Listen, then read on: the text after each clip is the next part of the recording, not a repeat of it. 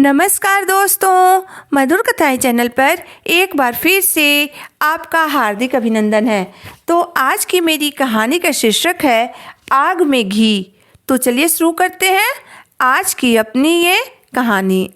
जैसे ही सुरभि शॉपिंग करके घर में घुसी तो देखा सामने उसकी सासू माँ और उसका पति राकेश मुंह फुलाए बैठे हुए हैं। एक पल में ही सुरभि ने अंदाज़ा लगा लिया कि अब जो होगा वह कुछ बड़ा ही होगा, क्योंकि छोटा मोटा तो हमारे घर में किसी को पसंद ही नहीं आता। सुरभि झट से सारा सामान वहीं डाइनिंग टेबल पर रखकर रसोई की तरफ जाने लगी। तभी पीछे से उसके पति राकेश ने कहा, लुटा आई सारे पैसे, थोड़ा बहुत तो कभी पसंद ही नहीं आता है तुम्हें। मैं दिन भर मेहनत करता हूँ और तुम्हें मेरे मेहनत से कमाए हुए पैसे उड़ाते हुए शर्म नहीं आती। पर सुरभि ने कोई जवाब न देकर सीधे रसोई की तरफ रुख किया, क्योंकि वह जानती थी कि चिंगारी लगाने वाले ने चिंगारी लगा दी और अब बैठकर तमाशा देख रहा है। वह अपनी सास की तरफ देखते हुए मन ही मन बोली, पता नहीं कुछ लोग ऐसे क्यों होते हैं जिन्हें अपने ही घर की शांति में रास नहीं आती। जब तक अपने बेटे बहू को आपस में लड़ा न दें तब तक उनका खाना हजम नहीं होता है। आग में घी डालने का सुकून क्या होता है, यह कोई उन लोगों से ही पूछे। बेटे को जवाब न देकर उसे चुपचाप रसोई में जाते हुए देखकर उसकी सासू माँ ने फिर से अपने बेटे राकेश को धीरे से कहा, देखा महारानी ने तुम्हें बिना जवाब दिए ही किचन में चली गई। यही इज्जत है तुम्हारी इस घर में।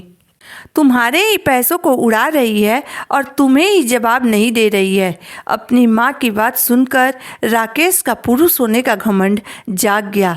आखिर पति है वह उसका, इतनी आसानी से पत्नी के सामने कैसे हार मान लेगा वह। यह सोचकर उसने सुरभि को आवाज़ लगाते हुए कहा, सुरभि कोई भी काम कर रही हो तो जल्दी से उसे छोड़कर तुम अभी के अभी बाहर आओ। राकेश ने लगभग चिल्लाते हुए सुरभि से कहा। सुरभि रसोई से बाहर निकल कर आई तो उसे देखते ही राकेश गुस्से में चिल्लाते हुए बोला, तुम समझती क्या हो अपने आप को? कोई तुमसे कुछ पूछ रहा है तो जवाब क्यों नहीं देती हो तुम? एक पल के लिए तो राकेश को इतनी जोर से चिल्लाते हुए देखकर सुरभि भी डर गई। जैसे ही उसकी नज़र अपनी सासू माँ की तरफ गई तो उनके कुटिल मुस्कान देखकर वह अपने आप को नॉर्मल करते हुए बोली, कुछ ज़रूरी सामान लेने गई थी। अच्छा, ऐसा क्या सामान लेने गई थी तुम? राशन का पूरा सामान तो घर में भरा पड़ा है। अभी 10 दिन पहले ही राकेश घर में सारा सामान लेकर आया था। फिर ऐसी क्या ज़रूरत पड़ गई जो तुम्हें उसे लेने के लिए बाजार जाना पड़ा? सासू माँ ने अपनी तरफ से एक और बात जोड़ दी, घर सिर्फ राशन के सामान से ही नहीं चलता है माँ जी। राशन के अलावा भी घर में दूसरे सामान की ज़रूरत होती है। वही लेने गई थी और वह भी सिर्फ 700 रुपये में।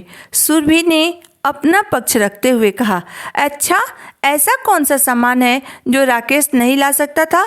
तुम्हें ही जाना पड़ा। सब जानती हूँ तुम्हारे बहाने, बाहर घूमने फिरने की और बेवजह पैसे उड़ाने की। 700 भी कुछ कम नहीं होते। जो कमाता है उसे ही पता होता है कि पैसे कैसे कमाए जाते हैं। सासू माँ अभी भी आग में घी डाली जा रही थी।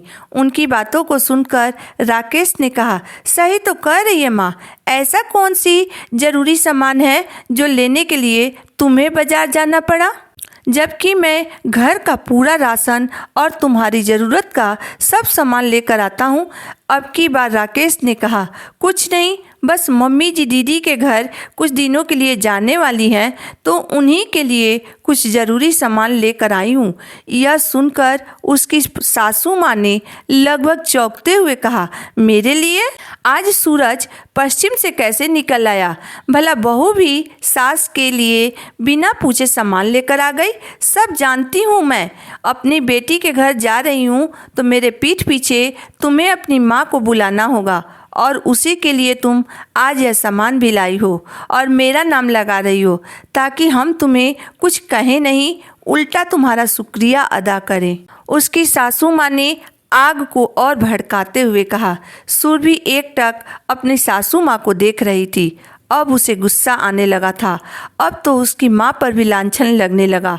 वह सीधे डाइनिंग टेबल की तरफ गई और वहाँ से सारा सामान उठा लाई और लाकर सीधे सेंटर टेबल पर फैला दिया और बोली, यह रहा आपका सामान, देखकर बताइए तो सही, क्या यह सामान मैं अपनी माँ के लिए लाई हूँ? सामान देखकर राकेश चुप हो गया और उसकी सासू माँ की बोलती बंद हो गई, पर सुरभि ने अपना बोलना जारी रखा।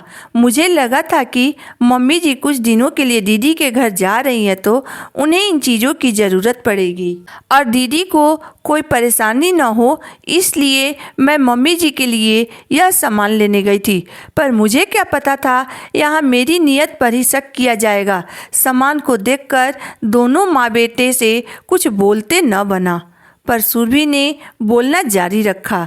कुछ दिनों से मम्मी जी को शुगर की समस्या के कारण बिस्तर गीला कर देती हैं।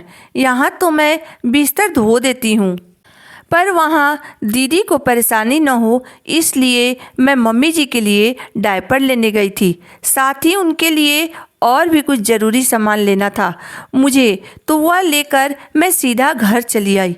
पर मुझे क्या पता था कि मुझे ही 10 बातें सुनने को मिलेगी। यहाँ तक कि इस मामले में मेरी माँ को भी घसीट लिया गया। आज से आपको कुछ भी मंगाना होगा मम्मी जी, तो आप अपने बेटे को ही अपना साइज बता दीजिएगा और उन्हीं से मंगा लीजिएगा। सुरभि की बात सुनकर दोनों माँ बेटे की बोलती बंद हो गई। किसी के मुंह से एक बोल न फूटा। राकेश वहाँ से उठकर चुपचाप अपने कमरे में चला गया और सुरभि की सासू माँ सारा सामान लपेटकर अपने कमरे में लेकर चली गई। सुरभि वहीं खड़ी रह गई उन दोनों को जाते हुए देखने के लिए। दोस्तों, बहू चाहे सास के लिए कितना भी कुछ कर ले, परंतु सास अपने बेटे से आग लगाए बिना नहीं रह पाती हैं। अपने बेटे से बहू की शिकायत किए बिना उनके पेट में खाना हजम नहीं होता है। वह आग में घी डालने का काम जरूर करती हैं। इस कहानी को लेकर आपकी राय क्या है, आप मुझे ज़रूर बताइएगा। अगर आपको मेरी कहानी अंत तक पढ़ने और सुनने के बाद पसंद आई हो तो मेरे वीडियो को लाइक कर दीजिएगा, चैनल को सब्सक्राइब कर दीजिएगा। तो फिर मिलते हैं एक नई वीडियो, एक नई कहानी के साथ। तब तक के लिए धन्यवाद।